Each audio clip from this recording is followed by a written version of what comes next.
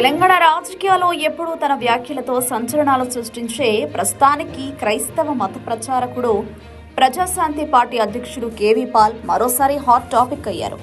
ఈసారి ఆయన mega brothers Chiranjeevi Pawan Kalyan తో పాటు షర్మిలపైన నిప్పులు చెరిగారు. పాల్ మాట్లాడుతూ, నేను పవన్ కళ్యాణ్ కాదు తిట్టిన పార్టీలో చేరడానికి, నేను చిరంజీవిని కాదు మంత్రి పదవి కోసం ప్రజారాజ్యాన్ని కాంగ్రెస్ లో విలీనం చేయడానికి, నేను షర్మిలను కూడా కాదు కాంగ్రెస్ ను తిట్టి రేవంత్ రెడ్డిని తిట్టి అదే పార్టీలో చేరడానికి అని తీవ్ర స్థాయిలో విమర్శలు గుప్పించారు. పవన్ కళ్యాణ్ తరచూ తన మాటల్లో తేడాలు చూపుతున్నారని, ఎప్పుడూ తాను వ్యతిరేకించిన పార్టీలకే వెళ్లిపోతారని పాల్ వ్యాఖ్యానించారు.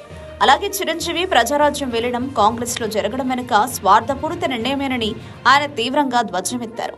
షర్మిల కాంగ్రెస్ లో చేరడంపై కూడా పాల్ ఎద్దేవా చేశారు. ఒకప్పుడు రేవంత్ రెడ్డిని తప్పుపట్టి మరోవైపు అదే పార్టీలో చేరడం ఎంత న్యాయమని ఆయన ప్రశ్నించారు. రాజకీయ రంగంలో తనదైన శైలిలో ఎప్పుడూ సూటి వ్యాఖ్యలు చేసే పాల్ ఈసారి చేసిన విమర్శలు కూడా పెద్ద చర్చకు దారితీశాయి. కొందరు ఆయనను సీరియస్ గా తీసుకోకపోయినా పాల్ చెప్పిన మాటలు ప్రజల్లో ఆసక్తి కలిగిస్తున్నాయి.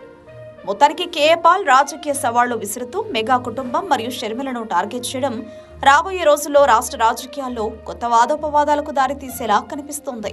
స్టీల్ ప్లాంట్ అమ్మకుంట మోదీని అదానీ కమ్ముతుంటే ఈ రోజు వరకు ఆపా.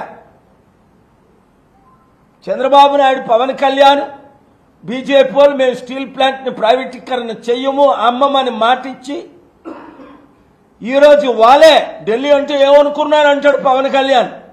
మొన్నటిదాకా ఏమనుకున్నావు గెలిచిందాకనా? అసలు నువ్వు గెలలేదు, ఈవీఎంల ద్వారా గెలిచావు.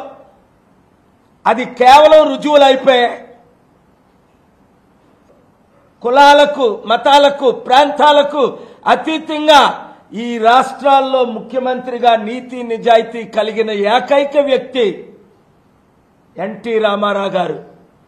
వాళ్ళని వెన్నుపోటు పొడిపించి చంద్రబాబు ద్వారా ఆ పార్టీని ఆయన్ని నరకం ఇచ్చి ఇప్పుడు వరకు బ్రతికుండవలసిన ఎన్టీ రామారావుని చిత్రహింసలు పెట్టింది ఎవరో కాదు, తెలుగుదేశం పార్టీ నాయకులే, చంద్రబాబు నాయుడు గారే అని ఈరోజు కూడా ఎన్టీ రామారావు భార్య, ఎన్టీ రామారావు రియల్ రూపం అందంగా ఉన్న జూనియర్ ఎన్టీఆర్ ఈరోజు కూడా ధైర్యంగా మాట్లాడతాడు. లోపల మాట్లాడాలని బాలకృష్ణకు ఉంది కానీ మళ్ళా ఎన్నో జైల్లో పెడతారని ఆయన కూడా జడిచిపోయాడు. నిజంగా బాలకృష్ణ జూనియర్ ఎన్టీఆర్ బయటకు వస్తే ఎన్టీ రామారావు పార్టీ తెలుగుదేశం జూబ్లీహిల్స్ లో ఉన్న కమ్మ మిత్రులారా ఆలకించండి, మీరు ఎన్టీ రామారావుని ఫాలో చేస్తారా? ఈ అవినీతి పార్టీలో చేరను.